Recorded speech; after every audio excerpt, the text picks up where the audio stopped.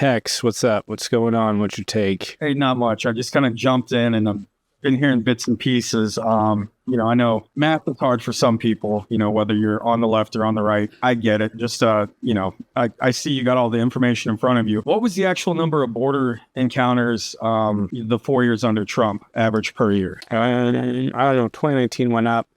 The thing is that it doesn't actually show me in seconds. I know the numbers are skewed. You got your encounters, everything else. I know now we're trying to keep a little better track of it. I just, I don't have the hard numbers in front of me. There was 851,000, which was the highest number in 10 years. All right. So over the last 3 years, what are we averaging? Oh, no, I'm sorry. There was 977,000 in 2019. What was the previous high before that? The previous high before that?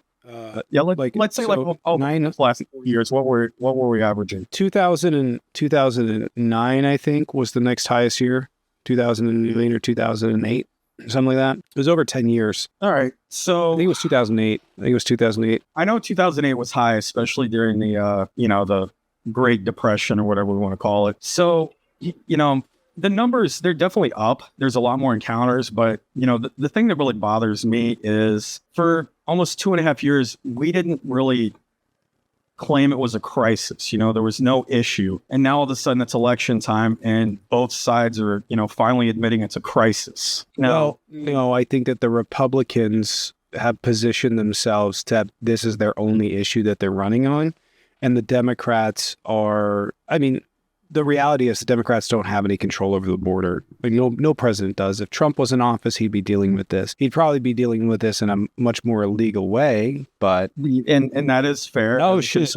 I will agree with that. So, but it would be either one of them would be dealing with this. That is a possibility, but at the same time, we kind of have to realize that, the border was somewhat under control. And then, a few policies were changed and thrown out. And, the Democrats, they did kind of throw out an olive branch and say, hey, come on over. We all saw the pictures on TV. We got the migrants coming over. And look, I'm all for asylum seekers coming over, helping them out, doing everything we can. We've got a lot of asylum seekers out where I'm at right now. Totally fine with that. But it's a little awkward when you've got all these people lined up at the border and they're wearing Biden-Harris shirts and you're asking them where they came from and, how far they walked. It's just the caravan. What? The amount of people we had come over were just insane. Biden-Harris shirts? What? Oh, yeah. Migrants at the border, white Biden-Harris shirts. Absolutely. Where are you getting this? It was all over the world. Just Google migrants at the border, Biden-Harris t-shirts. See here. Photo does not show Haitian migrants wearing Biden Let Us In t-shirts. No. Yeah, I didn't say Haitian. Well, those are migrants. Reverse Google image search reveals the photograph is available on Getty Images here with the description. Group of migrants wearing t-shirts that read Biden Let Us In, kneel and pray at the border crossing. Let's see here.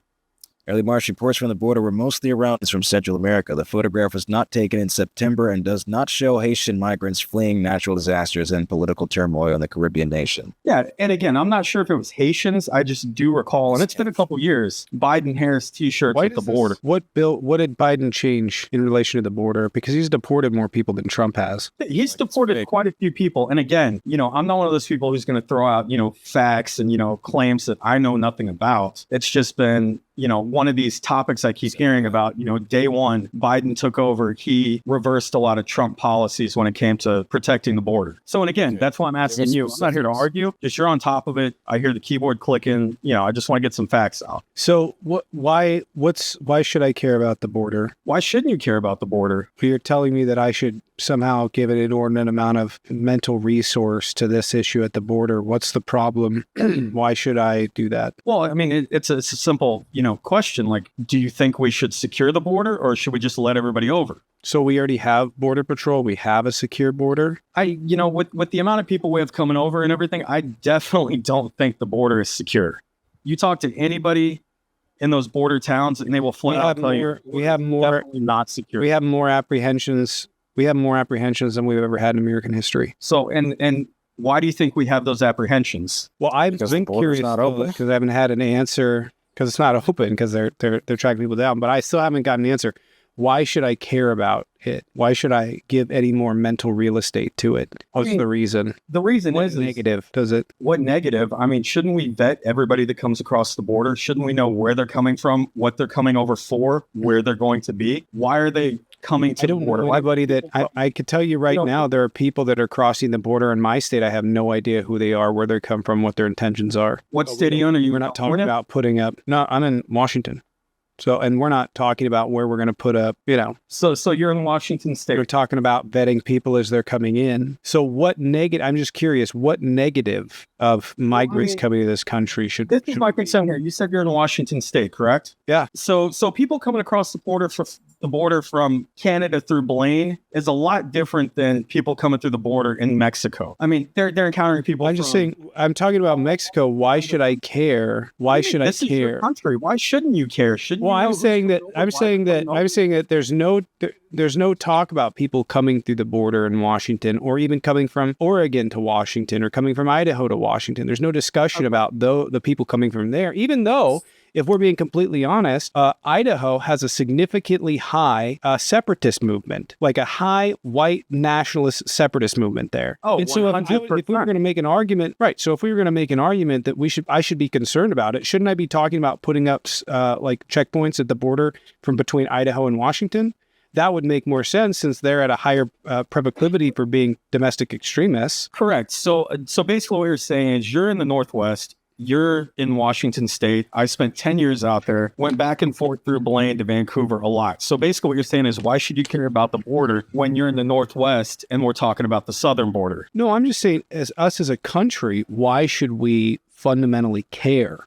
That's what I'm asking. Why should we as a country care? Well, I see, we're supposed to be the best country in the world, and we're one of the few countries that doesn't secure our border. I still have not heard a reason that we should. Right? So you're saying that we're not doing enough, and I'm asking you, what is the benefit of doing more? Like, what negative are we stopping? Well, down at the southern border, we've got people coming from not just South America, but they've got people coming from European countries, Saudi Arabia, all these countries. And a lot of these guys are, men in their 20s, and they're not all, refugees trying to, get away from their war-torn country. They're coming alone with backpacks, no women, no children. So I think, those are the type of people that we really need to vet and find out why exactly they are here. How did they get to the southern border? And what is their reason for coming to the United States? Right. So you're saying that we should be adding more resources to the border, and I'm asking you why. Like, 100% on the Democratic side is advocating. So, but nobody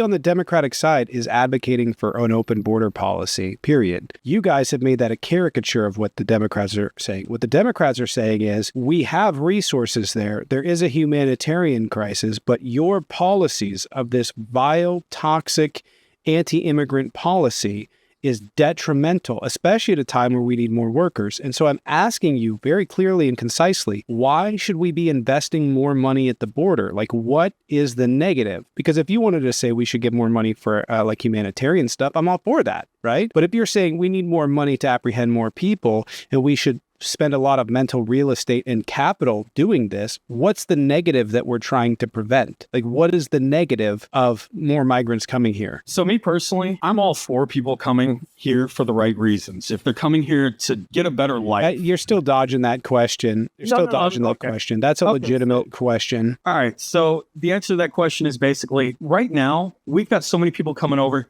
They're slipping through the cracks. We've got so many people where they're being shipped all around the country because we don't have room for them. We've got a lot of issues going on in New York City right now. These migrants, the police officers, all these people that are here that should not be here, that have been deported multiple times. Those are asylum seekers. Well, so the people in New York have been accepted into the asylum. In the States, you don't need to come back. You're no longer an asylum seeker.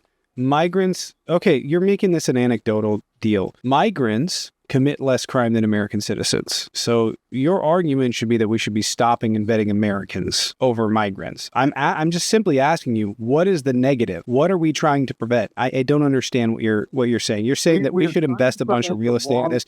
If I'm talking, okay, sure, whatever. If I'm talking, but that's not an answer to my question. That's simply you saying they have the potential of being here, therefore we should do that. But I could use that argument elsewhere.